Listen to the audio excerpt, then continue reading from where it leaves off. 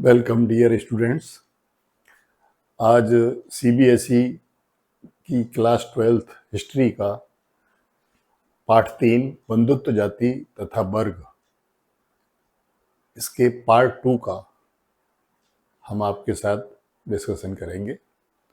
आशा है आप पूरे ध्यान से, पूरी लगन से इस पाठ को समझेंगे। इसमें बहुत सारे इंपॉर्टेंट क्वेश्चन हैं जो हम आपको साथ साथ बताते चलेंगे, जो अक्सर पूछे जाते हैं, तो उन पर आपको बहुत ज़्यादा फोकस करना है।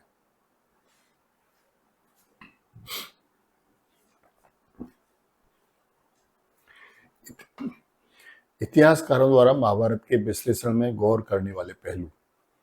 जो महाभारत का विश्लेषण इतिहासकारों के द्वारा किया गया, तो उसमें किन किन बातों पर गौर किया गया, वो कौन कौन से तथ्य थे जिन पर इतिहासकारों ने महाभारत को एक ऐतिहासिक ग्रंथ मानने के लिए गौर किया। तो देखिए, किस भाषा में लिखा गया, जैसे पाली, प्राकृत अथवा तमिल जो आम लोगों की भाषा है, या संस्कृत जो विशिष्ट पुरोहितों और खास वर्ग की भाषा है। तो ये देखा गया कि महाभारत पर जितने भी ग्रंथ लिखे गए हैं वो किस भाषा में लिखे गए हैं। जनसामान्य लोगों की भाषा पाली और प्राकृत अथवा तमिल में लिखे गए हैं, या जो पढ़े लिखे और पुरोहित और खास वर्ग के लोग हैं उनकी भाषा संस्कृत में लिखे गए हैं। क्योंकि खास वर्ग के लोग खास तरीके से सोचते हैं और जनसामान्य की तरह से सोचता है। तो इन बातों को ध्यान में रख करके इतिहासकार आगे चले। ग्रंथ का प्रकार, जिसमें मंत्र थे या कथा ग्रंथ जिन्हें बाद में सुना जा सकता था। ग्रंथ जो भी महाभारत के ऊपर ग्रंथ लिखा गया है, चाहे वो देश के किसी भी भाग में था, किसी भी भाषा में था, तो ये देखा गया कि जो मंत्र हैं वो कथा वाले मंत्र हैं जिन्हें बाद में भी सुना जा सकता है, या वो ऐसे मंत्र हैं जो उस मूल कथा की जानकारी देते हैं। इतिहासकार द्वारा लेखक के दृष्टिकोण और विचारों को भी जानने का प्रयास किया गया। जो लेखक हैं वो कृषि पृष्ठभूमि के हैं, क्योंकि ज़्यादातर लेखक जो होते हैं वो अपनी पृष्ठभूमि से प्रभावित होते हैं, और उनकी जो लेखनी होती है, वो जो भी कथानक बनाते हैं, जो भी पुस्तक लिखते हैं, उसमें उनके अपने विचार भी बहुत प्रभावी रहते हैं। इसलिए इतिहासकारों ने इस बात को भी महत्व दिया कि जो लेखक हैं वो किस पृष्ठभूमि के हैं, और उनका जो लेखन कार्य है वो उससे प्रभावित है या नहीं है। श्रोताओं का परीक्षण, क्योंकि लेखकों ने श्रोताओं, कोई भी लेखक जब किसी पुस्तक को लिखता है तो वो जो श्रोता होते हैं, जो सुनने वाले होते हैं, जो पढ़ने वाले होते हैं, उनकी रुचि का ध्यान रखते हुए लिखता है। तो श्रोता किस तरीके के लोग हैं, जो उस पुस्तक का अध्ययन करने वाले हैं या उस पुस्तक को सुनने वाले हैं, तो उसके आधार पर लेखक उसे लिखने का प्रयास करता है। तो इतिहासकार श्रोताओं की रुचि को भी समझते हैं और तब उस पुस्तक के बारे में विचार करते हैं। अगला, इतिहासकारों ने महाभारत के संकलन, रचना काल और उसकी रचना भूमि का भी विश्लेषण किया, तब इसकी विषय वस्तु से इतिहास का पुनर्निर्माण किया। इतिहासकारों ने देखा कि संकलन यानी जो समालोचनात्मक संस्करण तैयार किया गया, उसमें संकलन कहाँ से किया गया है, और ये जो रचना है ये किस काल में हुई, अर्थात जो पुस्तक इकट्ठी की गई हैं उनमें से वो कौन कौन सी पुस्तकें हैं जो किस काल की हैं, और उनकी रचना भूमि क्या है, यानी वो किस क्षेत्र में लिखे गए हैं। तो इन बातों को ध्यान में करते हुए तब महाभारत का विश्लेषण उन्होंने किया, और तब महाभारत को एक इतिहास की पुस्तक जो है माना गया। इतिहासकारों ने महाभारत की विषय वस्तु को 2 भागों में बांटा। महाभारत की जो विषय वस्तु है 2 भागों में थी। एक तो उसमें आख्यान थे और दूसरा उसमें उपदेश थे। तो जो आख्यान है उसमें कहानियों का संग्रह है, उसमें वो कथाएं हैं जो महाभारत से संबंधित थी और क्षेत्र विशेष से संबंधित थी, वो आख्यानों में थी। और दूसरा जो उपदेशात्मक जो उसमें विषय वस्तु थी, वो समाज के आचार विचार के मानदंडों को मानने वाली थी। यानी समाज में जो आचार विचार निर्धारित किए जाते थे, उनके मानदंड क्या थे, इस आधार पर थी।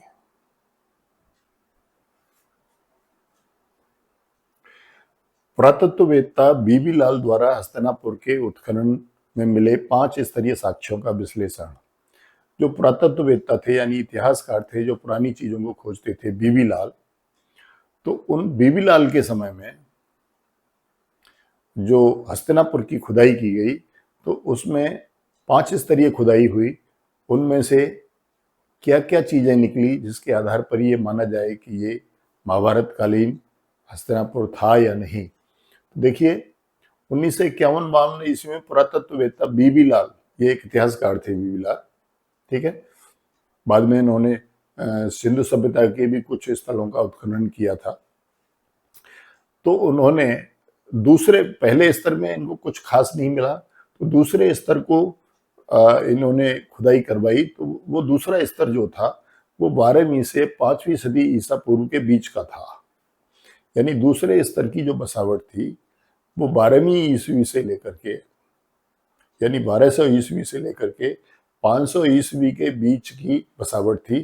तो जो वस्तुएं वहां मिलेगी उनका काल निर्धारण किया गया। तो उसके आधार पर यह बताया गया कि ये किस काल की बसावट थी जो दूसरा स्तर मिला उसमें।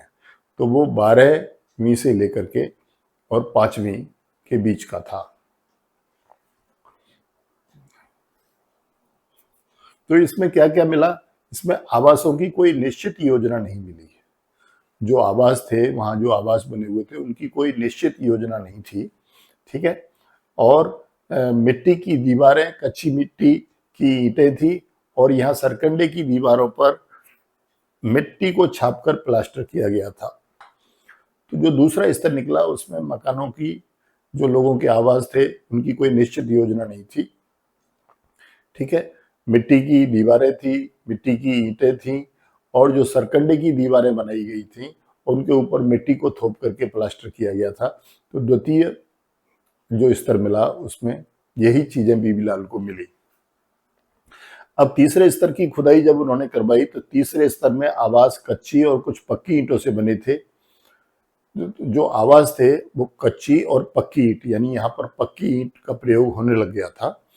तो यह 6ठी से 3री सदी ईसा पूर्व का है। और जब इसका तीसरे स्तर का काल निर्धारण किया गया तो ये 6ठी से 3री सदी ईसा पूर्व के बीच का निकला, यानी 600 से 300 ईसा पूर्व के बीच का ये बसावट थी। अगला यहाँ पर और क्या निकला?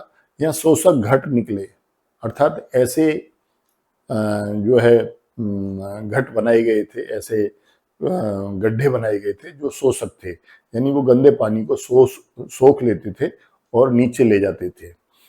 ईंटों के नाले गंदे पानी के निकास के लिए यहाँ पर बने हुए थे। ईंटों के नाले बने हुए थे जिससे गंदा पानी जो है बाहर निकल जाए। और बलयकूप बने हुए थे। बलयकूप होता है, पहले रिंग बनाई जाती है गोल गोल और उन रिंग को एक दूसरे के ऊपर फंसाया जाता है, उससे जो कुआं बनाया जाता है उसे बलयकूप कहते हैं। तो ये बलयकूप 2 कार्यों में प्रयोग होते थे। दूसरा, कुएं के रूप में भी प्रयोग होते थे और सेफ्टी टैंक यानी मल निकासी के गर्तों के रूप में भी इनका प्रयोग किया जाता था। तो यहाँ पर हमने देखा कि हस्तिनापुर की खुदाई के समय पर जो 5 स्तरीय खुदाई जो बीबी लाल पुरातत्ववेत्ता ने करवाई उसमें दूसरा स्तर और तीसरा स्तर ही मुख्य रूप से निकले, बाकी स्तरों में कुछ नहीं निकला। और इनमें क्या निकला वो आपके साथ डिस्कस हो चुका है। अगला देखिए महाभारत के लेखक और तिथियां। महाभारत के लेखक कौन थे और वो किस काल के थे, तो इस पर हम वर्णन करते हैं। महाभारत की संभावित मूल कथा के रचयिता भाट सारथी थे। जो मूल कथा थी महाभारत की उसके रचयिता भाट सारथी थे। ये भाट सारथी कौन थे? ये सूत थे और सूतों का काम होता था क्षत्रिय शासकों के, क्षत्रिय योद्धाओं के रथों को चलाना, ठीक है। ये रथों के ड्राइवर होते थे। तो क्षेत्रीय योद्धाओं के साथ युद्ध में जाते थे और उनकी विजय व उपलब्धियों के बारे में कविताएं लिखते थे जिनका प्रेषण मौखिक रूप से होता था। तो ये लोग जो है राजाओं के साथ, क्षत्रियों के साथ, योद्धाओं के साथ युद्ध में जाते थे और युद्ध में जो राजा और जो अपने क्रियाकलाप करते थे उनको आकर के ये समाज में मौखिक रूप से सुनाया करते थे। तो इनकी जो बातें थी वो मौखिक रूप से समाज में फैली हुई थी। 5वीं सदी ईसा पूर्व से ब्राह्मणों ने इस कथा परंपरा पर अपना अधिकार करके इसे लिखा। और 5वीं सदी ईसा पूर्व से, यानी 500 ईसा पूर्व से ब्राह्मणों ने ये जो कथाएं जो लोगों के बीच में चलती थी, जो मौखिक कथाएं थी, इनको लिखने का प्रयास ब्राह्मणों ने किया और इसे पूरे अधिकार पूर्वक उन्होंने इन कहानियों को लिखा, जिससे महाभारत की रचना हुई। अगला, हस्तिनापुर नगर का चित्रण भी महाजनपदीय काल के नगरों के उदय के बाद जोड़ा गया। अब आप जानते हैं जब 16 महाजनपद थे, उनमें एक कुरु महाजनपद भी था, जिसकी राजधानी हस्तिनापुर थी और इंद्रप्रस्थ थी। तो इसमें जो हस्तिनापुर का विवरण जो जोड़ा गया, इसमें महाजनपदीय काल के बाद का विवरण इसमें जोड़ा गया, क्योंकि उस समय पर भी हस्तिनापुर था जो कुरु महाजनपद की राजधानी था। द्रौपदी और पांडवों के बहुपति प्रथा का प्रसंग जो है महाभारत कथा का अभिन्न अंग है, क्योंकि द्रौपदी और पांडव महाभारत कथा के मुख्य अंग हैं। द्रौपदी के ऊपर ही महाभारत हुआ और वो 5 पांडवों की पत्नी थी। तो उसे जगह जगह पर इस बात के लिए लोग उल्हाने भी देते थे और उसके ऊपर टीका टिप्पणी भी करते थे। तो ये जो है महाभारत में भी कई पात्रों के द्वारा इसकी निंदा की गई थी, बहुपति प्रथा की, लेकिन ब्राह्मणों ने इस बहुपति प्रथा को, द्रौपदी और पांडवों के इस विवाह संबंध को जो है उचित ठहराने का प्रयास किया महाभारत में। दूसरी सदी ईसा पूर्व से 200 सदी के बीच इस ग्रंथ के रचना का एक और चरण है। वह समय था जब विष्णु देवता की आराधना प्रभावित हो रही थी। यानी 200 सदी ईसा पूर्व से 200 ईस्वी के बीच में ये जो महाभारत कथा थी, इसमें एक विशेष बदलाव आ रहा था। वो क्या था? विष्णु देवता की जो उपासना है वो इस काल में बहुत बढ़ रही थी और कृष्ण को जो है, जो इस महाभारत महाकाव्य के एक महत्वपूर्ण नायक थे, जिनके आधार पर ही महाभारत की कथा घूमती है, जिनके चारों ओर महाभारत की कथा घूमती है, तो वो कृष्ण जो थे उनको विष्णु का अवतार माना गया। ठीक है। अगला 200 से 400 ईस्वी के बीच मनुस्मृति के प्रसंग इसमें बहुत सारे जोड़े गए। मनुस्मृति के जो उपदेशात्मक जो विधि नियम थे समाज को पालने के लिए, उनको उपदेशात्मक रूप में महाभारत में जोड़ा गया। जैसे महाभारत में मैंने अभी आपको बताया था 2 बातें थी, एक तो आख्यान थे जिनमें कथा कहानियां थी, और दूसरा उपदेशात्मक थे जो समाज को मानने वाले नियमों का एक स्टैंडर्ड था कि समाज जो है नियमों को माने। तो ये 2 बातें थी। तो मनुस्मृति के बहुत सारे श्लोकों को इसमें जोड़ा गया उपदेशात्मक रूप से। ठीक है। तो उसके बाद में ये पुस्तक जो है परिवर्धित हो गई। पहले इसमें 10,000 श्लोक थे, बाद में इसमें 1,00,000 श्लोक हो गए, और फिर बाद में इसका जो रचयिता, इसका जो लेखक था, वो भाट सारथी के स्थान पर किसको माना गया? वेद व्यास को माना गया।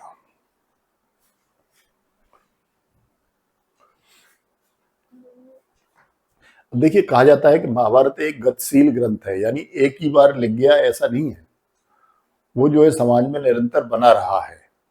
तो उसके बारे में ये प्रश्न पूछा जाता है, तो इस प्रश्न पर आप क्या लिखेंगे? देखिए, शताब्दियों से इस महाकाव्य के अनेक पाठांतर संस्कृत के अलावा भिन्न भिन्न भाषाओं में लिखे गए। यह सब उस संवाद को दर्शाते हैं जो उनके लेखक अन्य लोगों और समुदायों के बीच कायम हुआ।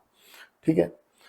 तो महाभारत जो है वो देश के विभिन्न भागों में विभिन्न लेखकों द्वारा विभिन्न समय पर विभिन्न भाषाओं में, देश के विभिन्न भागों में विभिन्न समय पर विभिन्न भाषाओं में महाभारत जो है लिखे गए हैं। और वो जो महाभारत लिखे गए हैं उसमें लेखक और जो जिस समुदाय में वो लेखक रहता था उनके बीच में आपस में क्या संवाद होते थे, उस पर आधारित करके ये पुस्तक लिखी जाती रही है। अनेक कहानियां जिनका उद्भव एक क्षेत्र विशेष में हुआ और जिनका खास लोगों के बीच प्रसार हुआ, वह सब इस महाकाव्य में समाहित कर ली गई। यानी क्षेत्रीय जो प्रभेद थे वो भी इसमें शामिल कर लिए गए। यानी तमिलनाडु में यदि कोई महाभारत लिखाया गया तो तमिलनाडु के आसपास के जो कथा प्रसंग थे जिससे समाज के लोग प्रभावित होते थे, ऐसे कथा प्रसंगों को भी इसमें जोड़ दिया गया। महाकाव्य की मुख्य कथा की अनेक पुनर्व्याख्याएं की गई हैं। अब आप देखिए एक कि जब वो बी.एस. सुक्तांकर के नेतृत्व में इसका समालोचनात्मक संस्करण निकाला गया तो उसमें 47 वर्ष लगे और 13,000 श्लोक लिखे गए। तो आप ये 13,000 पृष्ठ लिखे गए, श्लोक नहीं पृष्ठ लिखे गए। तो ये महाभारत की जो मुख्य कथा है इसकी बार बार अनेक पुनर्व्याख्याएं की गई हैं। ऐसा नहीं है कि ये जो है 47 वर्षों 1919 से 47 वर्षों के बाद में फिर इस पर कोई आज भी इस पर टीका टिप्पणियां होती हैं। इस महाकाव्य के प्रसंगों को मूर्ति कला और चित्रों में भी दर्शाया गया है। बहुत सी मूर्तियां बनती हैं, चित्र बनते हैं, ठीक है। इस महाभारत के जो कथा प्रसंग हैं वो आज भी जिंदा हैं इन मूर्तियों में, चित्रकलाओं में। और बहुत सारे प्रसंग ऐसे बनते हैं, बहुत सारे सीरियल बनते हैं, ठीक है, बहुत सारे नाटक बनते हैं जो महाभारत से जुड़े हुए होते हैं। इस महाकाव्य ने नाटकों और नृत्य कलाओं के लिए भी वर्तमान में विषय वस्तु प्रदान की है। बहुत सारे नाटक तैयार किए जाते हैं इस पर विभिन्न घटनाओं को लेकर के, और नृत्य कलाएं भी इससे विकसित हुई हैं। इसलिए महाभारत को एक गतिशील ग्रंथ माना गया है, क्योंकि इसकी रचना विभिन्न समय और विभिन्न लेखकों द्वारा शताब्दियों में की गई है। ऐसा नहीं कि वो एक ही दिन में लिख दिया गया है, ठीक है। 10,000 से 1 लाख तक श्लोकों का बढ़ना, पहले 10,000 श्लोक थे, बाद में फिर 1 लाख हो गए। तो ये जो इतना जो वृद्धि इसमें हुई, यह इसकी गतिशीलता का प्रमाण है कि ये जो है आज भी प्रयोग हो रहा है। किस रूप में? मूर्तिकला के रूप में, चित्रों के रूप में, नाटकों के रूप में, नृत्य कलाओं के रूप में, सीरियल के रूप में। तो यह एक गतिशील ग्रंथ है, ठीक है, जिसका आज भी गतिशीलता बरकरार बनी हुई है।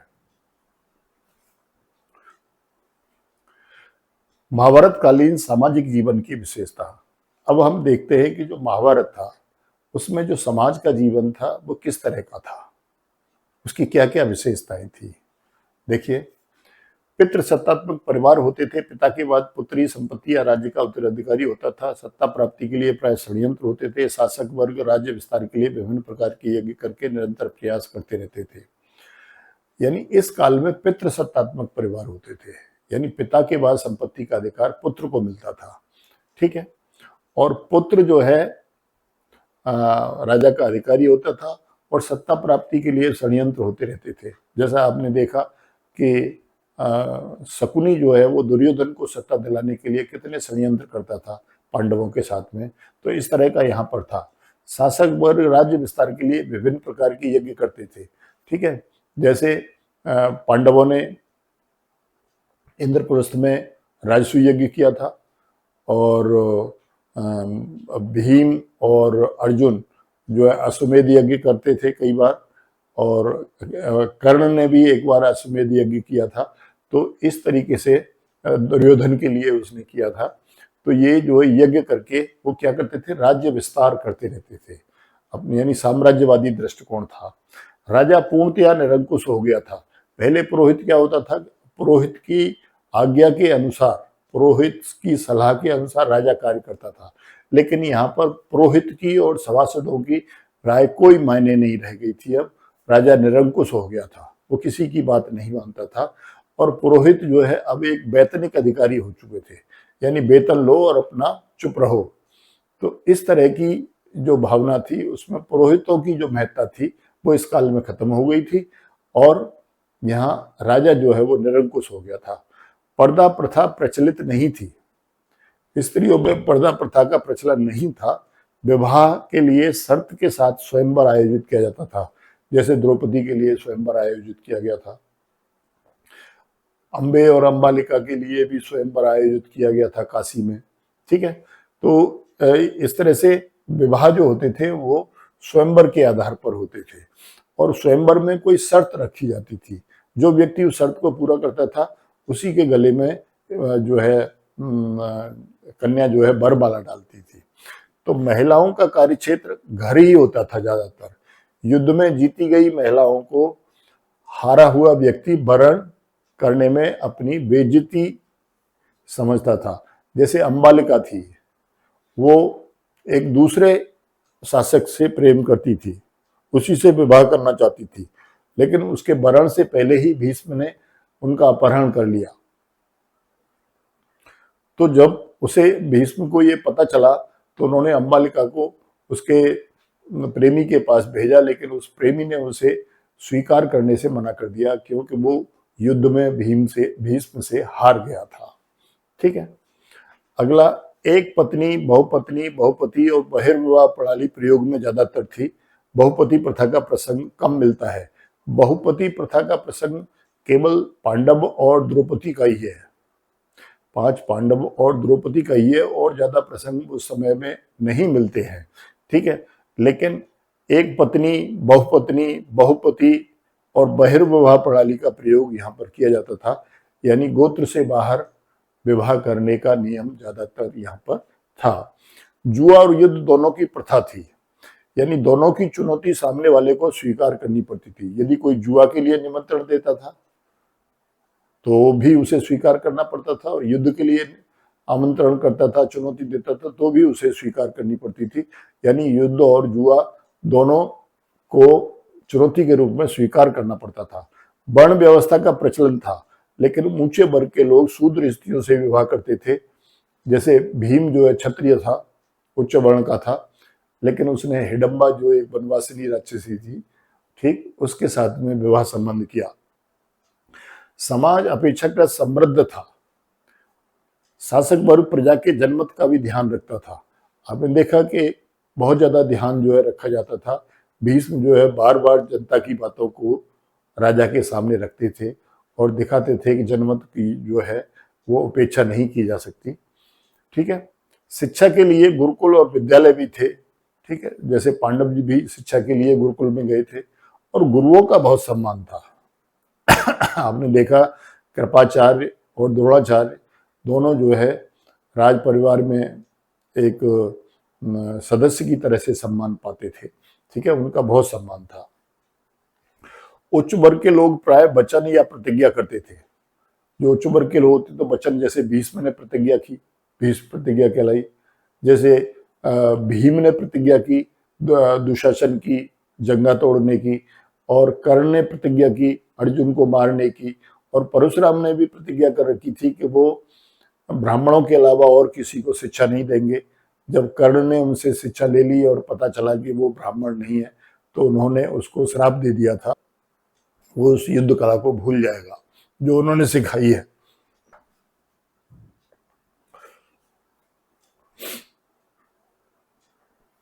आरंभिक समाज में स्त्री पुरुष के संबंधों की सम और विषमताएं।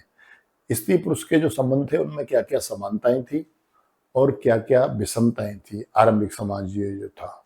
ठीक है। तो ये हमें देखना है। धार्मिक समाज में स्त्री पुरुषों के संबंधों में अनेक विषमताएं थी, लेकिन उन्हें सम्मान की दृष्टि से देखा जाता था। ठीक है। धार्मिक समाज में स्त्री और पुरुष के जो संबंध होते थे उनमें अनेक विषमताएं मौजूद थी, लेकिन फिर भी स्त्रियों को सम्मान की दृष्टि से देखा जाता था, उनको महत्व दिया जाता था, उनकी बातों को और उनको रखा जाता था। पुत्रों को जन्म देने वाली माता के प्रति परिजन अधिक स्नेह व्यक्त करते थे। जो स्त्री पुत्रों को जन्म देती थी उसके प्रति परिवारीजन का स्नेह बहुत अधिक होता था। ठीक है। और परिवारीजन उस स्त्री को महत्व देते थे। पितृवंशिकता को ही सभी वर्गों और जातियों में अपनाया जाता था। यही नहीं केवल के राजाओं में ही पितृवंशिकता हो, समाज के हर वर्ग के लोग जो है पितृवंशिकता को ही अपना आधार मानते थे, अर्थात पिता के बाद पुत्र ही संपत्ति का अधिकारी होता था। कुछ इतिहासकार सातवाहनों को इसका अपवाद मानते हैं, क्योंकि सातवाहन जो शासक थे उनमें क्या था, उनमें मातृवंशिकता थी, यानी वो अपने नाम के आगे पिता का नाम न लगाकर अपनी माता का नाम लगाते थे, जैसे गौतमी पुत्र सातकर्णी। ठीक। तो मातृवंशिकता राजाओं के नाम से माताओं के नाम जुड़े हुए थे। तो इस तरह का भी प्रसंग जो है इस काल में दिखाई देता है, जो पितृवंशिकता के आदर्श के लिए चुनौती था। अब देखिए उस काल में बौद्ध भिक्षु भी थे, और बौद्ध भिक्षुओं के जो वर्णन है वो देखिए। बौद्ध भिक्षुओं को दान में दी गई गुफा और प्रतिमाओं में सातवाहन राजा और उसकी रानी की आकृतियों को मूर्ति रूप में उत्तीर्ण किया जाता था। ठीक है। ये बौद्ध भिक्षुओं को दान में दी गई जो गुफाएं होती थी उनमें चित्र बनाए जाते थे, उनमें सातवाहन राजाओं की रानियों को उनके साथ बिठा करके उन्हें मूर्ति रूप दिया जाता था। और यह पुरुष का स्त्री के प्रति सम्मान दिखाता है। जब राजा लोगों के साथ हुए उनकी पत्नियों को चित्रित किया जाता था या उनकी मूर्ति बनाई जाती थी, तो इससे लगता है कि राजा जो है वो भी अपनी रानियों से सम्मान करता था, उनकी इज्जत करता था। बृहदारण्यकोपनिषद में कई आचार्य और शिष्यों की सूची उनके मात्र नाम से निर्धारित की गई है। यही नहीं कि केवल सातवाहन राजाओं में भी मात्र नाम थे, बल्कि बृहदारण्य की जो उपनिषद है, उस उपनिषद में ऐसी कई सूचियां मिलती हैं जो अपनी माता के नाम से जाने जाते थे। जो लोग जो है वो आचार्यों के शिष्य होते थे, ठीक, और वो मात्र नाम से जाने जाते थे। समाज में विवाहित स्त्रियां अपने पति को सम्मान देती थी और उनके गोत्र के साथ जुड़ने में कोई आपत्ति नहीं करती थी। जैसे गोत्र का नियम था कि विवाह के बाद में स्त्री का गोत्र उसके पति का गोत्र माना जाएगा, तो इसमें वो महिलाएं जो है कोई आपत्ति नहीं करती थी और वो अपने आप को उसी गोत्र का मानती थी जो पति का गोत्र होता था। क्योंकि 1000 ईस्वी पूर्व के बाद से यह प्रचलन में बात आई थी और ये बात जो है मान्य थी, सभी लोग इसको मानते थे। स्त्री को परिवार में पूरा सम्मान मिले, उसका पति भी यह चाहता था। पति यह चाहता था कि जो हमारा परिवार है वो हमारी पत्नी को पूरा सम्मान दे, ठीक है। राज दरबार में भी स्त्रियां न केवल उपस्थित होती थी बल्कि राज्य की संरक्षक भी होती थी, ठीक है, और युवराज को प्रशिक्षित भी करती थी। जैसे गांधारी है, धृतराज शासक बना तो गांधारी ने अपने आप को साम्राज्य का एक तरह से संरक्षक माना था और वो दुर्योधन को बार बार प्रशिक्षित करती थी कि वो पांडवों के साथ बैर नहीं करे, पांडवों को अपना सगा संबंधी समझे, क्योंकि युद्ध करने में कोई फायदा नहीं है। युद्ध से बर्बादी ही होती है और एक ही पक्ष की विजय होती है। यदि कोई भी पक्ष विजयी होगा तो दूसरा पक्ष भी परिवारी है, तो उस परिवारी का नाश होगा। तो इस तरह से गांधारी जो है ऐसे अपना कर्तव्य मानती थी और दुर्योधन को समझाने का प्रयास करती थी। तो जो महिलाएं होती थी वो राज्य की संरक्षक के रूप में अपने को समझती थी और युवराज को प्रशिक्षित करना वो अपना दायित्व मानती थी।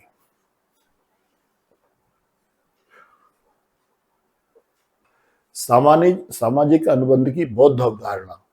अब आपने अभी तक देखी ब्राह्मणीय अवधारणा। समाज के जो आपस के रिश्ते थे उनमें अब तक जो आपने देखा था वो ब्राह्मणीय नियमों को देखा था। ब्राह्मणीय नियमों की जो अवधारणा थी वो समाज में क्या थी, लेकिन अब इसमें बौद्ध अवधारणा देखिए कि बौद्ध समाज के बारे में क्या सोचते थे।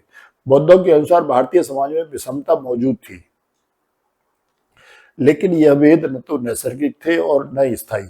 विषमता तो थी लेकिन ये स्थायी नहीं थी। ये विषमता जो है स्थायी नहीं थी। जो जन्म के आधार पर ब्राह्मण अपने अनेक सूक्त जैसे पुरुष सूक्त में उल्लेख करते हैं उसे बौद्ध अवधारणा सिरे से खारिज करती है। तो जो पुरुष सूक्त है उसमें ब्राह्मणों ने इस बात का वर्णन किया है कि एक आदि पुरुष के सिर से ब्राह्मणों की उत्पत्ति हुई, कंधों से और भुजाओं से स्त्रियों की उत्पत्ति हुई और पेट से उदर से वैश्यों की उत्पत्ति हुई और पैरों से शूद्रों की उत्पत्ति हुई। तो पुरुष सूक्त का ये जो उत्पत्ति का सिद्धांत था ब्राह्मणों का, ये बौद्धों को अच्छा नहीं लगता था और वो इसका विरोध करते थे। सामाजिक अनुबंध के बारे में बौद्धों ने समाज में फैली विषमताओं के संदर्भ में एक अलग अवधारणा प्रस्तुत की। साथ ही समाज में पहले अंतर विरोधों को नियमित करने के लिए जिन संस्थाओं की आवश्यकता थी उस पर भी अपना दृष्टिकोण सामने रखा। यानी समाज में उस समय क्या थी, एक तो वर्ण व्यवस्था के प्रति समाज में वो जो है सब लोग उसे स्वीकार नहीं करते थे। दूसरा, बलि प्रथा को लोग स्वीकार नहीं करते थे। दूसरा, कर्म कांड जो ब्राह्मणों द्वारा करवाए जाते थे वो बड़े महंगे होते थे, उन्हें लोग स्वीकार नहीं करते थे। तो इसके विपरीत जाति प्रथा को जो है समाज स्वीकार नहीं करता था। तो इसके विपरीत बौद्धों ने ऐसे विचार दिए जो इन सभी चीजों को नकारते थे। वो ब्राह्मणों की सर्वश्रेष्ठता को नकारते थे, ठीक है, वो निम्न वर्गों के छुआछूत को नकारते थे। वो ये मानते थे कि सभी ईश्वर की संतान है, सभी एक है, ठीक है। सूत्र पिटक का एक मत जिसमें वनस्पति जगत से लोग उतना ही ग्रहण करते थे जितनी एक समय के भोजन की आवश्यकता होती थी, लेकिन यह व्यवस्था क्रम से पतनशील हो गई। सूत्र पिटक का एक अभिलेख है कि आपको जितना भोजन करना है प्रकृति से उतना ही ग्रहण करो, ज्यादा ग्रहण मत करो, लेकिन कालांतर में क्या देखा गया कि लोग ज़्यादा से ज़्यादा चीज़ों का एकत्रीकरण करते थे, दूसरों को मिले या नहीं मिले। तो इस तरह की जो अवधारणा थी वो जो है पतनशील हो गई थी और लोग ज़्यादा से ज़्यादा इकट्ठा करने लगे थे। मनुष्य अधिकाधिक लालची, प्रतिहिंसक और कपटी हो गया था और राजा लोग भी सेवा के बदले में कर लेते थे। राजा लोग जो जनता को सेवा देते थे, ठीक है, क्योंकि राजा के दो काम थे, एक तो कानून व्यवस्था की स्थिति सही रखते हुए समाज की सुरक्षा करना और दूसरा समाज के कल्याण के कार्य करना। तो इन दोनों कार्यों के लिए वो जनता से कर लेते थे। आर्थिक और सामाजिक संबंधों को बनाने में मानवीय कर्म का बहुत बड़ा हाथ था। आर्थिक और सामाजिक संबंध जो बनते थे उसमें व्यक्ति क्या कर्म करता है यह एक आधार था। उसी आधार पर आर्थिक और सामाजिक संबंध बनते थे, क्योंकि आर्थिक रूप से जो जितना धनी होता था समाज में उसका उतना ही सम्मान होता था, क्योंकि वह स्वयं एक प्रणाली को बनाए रखने के लिए जिम्मेदार था। तो भविष्य में उसमें परिवर्तन भी कर सकता था, क्योंकि जो भी प्रणाली बनती थी वो व्यक्तियों के द्वारा ही बनाई जाती थी, तो उसमें परिवर्तन करना भी संभव था, क्योंकि व्यक्ति ही यदि उसका निर्माता है तो उसका बदलाव भी कर सकता है। जबकि ब्राह्मणीय व्यवस्था में यह था कि जो व्यवस्था बन गई है चाहे आप उससे असंतुष्ट हैं आप उसी को मानिए। लेकिन बौद्ध व्यवस्था में ऐसा था कि व्यक्ति जो है यदि इन सब चीज़ों का निर्माण कर रहा है तो वो इनमें समय के हिसाब से बदलाव भी कर सकता है। तो बौद्ध जो अवधारणा थी वो प्राय ब्राह्मणीय अवधारणा के सिद्धांतों को नहीं मानती थी, उन्हें नकारती थी।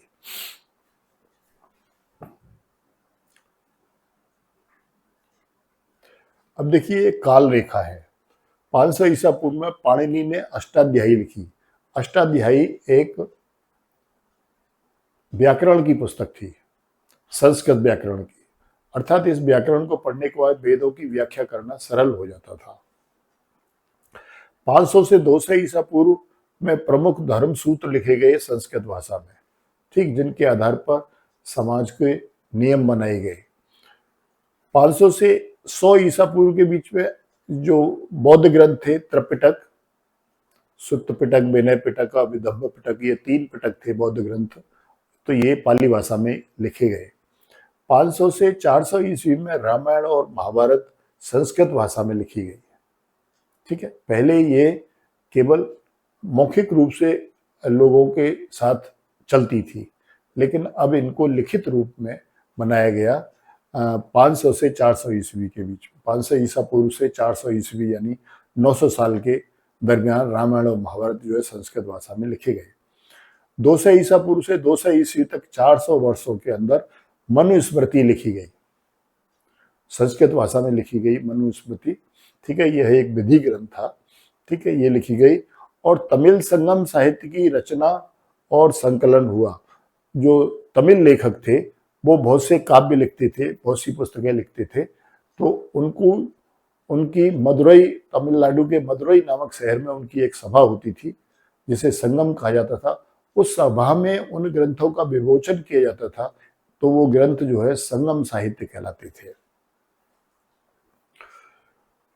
100 ईस्वी में चरक और सुश्रुत संहिता, चरक जो है मगध के शासक, हर्यक वंश के शासक, मगध के हर्यक वंश के शासक बिंबिसार के राजवैद्य थे चरक, और इन्हीं ने ये तक्षशिला विश्वविद्यालय के पढ़े हुए थे। तो इन्होंने ऐसी दवा बनाई थी जिनसे बिंबिसार जो है युवा रहता था, वो बुढ़ा ही नहीं होता था।